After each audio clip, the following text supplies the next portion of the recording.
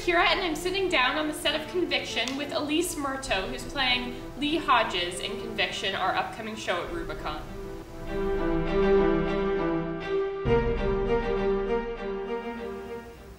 Elyse, what can you tell us about your character's journey through this story and her circumstance?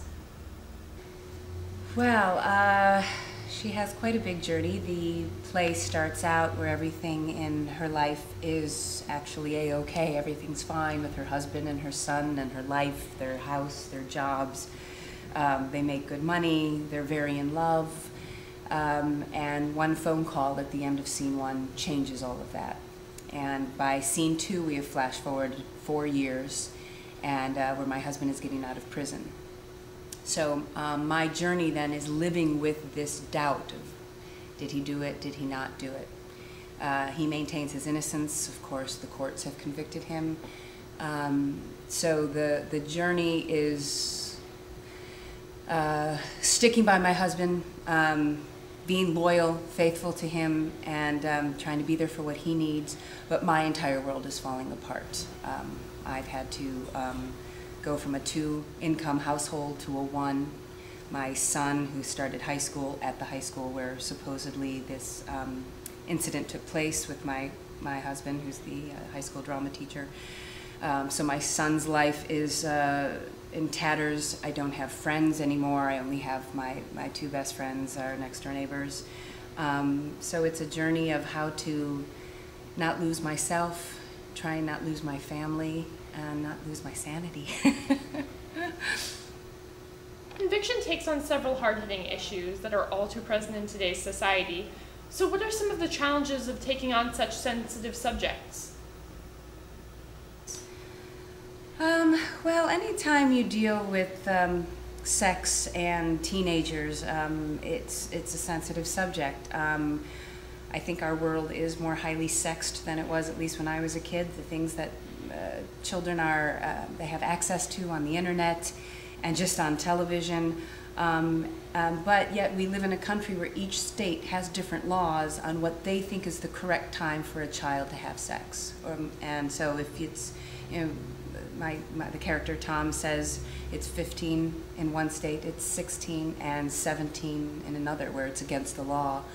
And so depending on the audience members, and I suppose how liberal or conservative, not necessarily in their politics, but just in their beliefs and how they've raised their children, it can be a bit of a tinderbox of subject matter. Also that, you know, the teachers, I mean, when I was a kid, I felt that our teachers were hands-on, and I mean that literally too. My teacher could hug me and it was okay, and now there is so much political correctness and what is the proper way to nurture a child.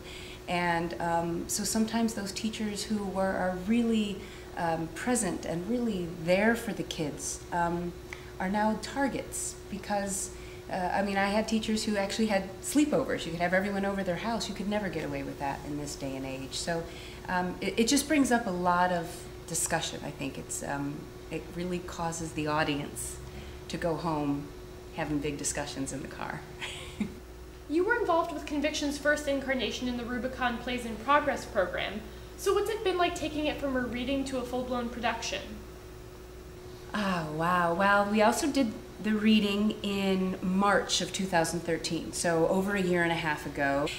It's also been interesting because there has been quite a few changes from the initial reading. And to put it up on its feet in a full-blown set and to physically be able to physically deal with your fellow actor as opposed to having the script in your hand. So the challenges are not having the script in your hand, so remembering your lines, of course, and where they come in.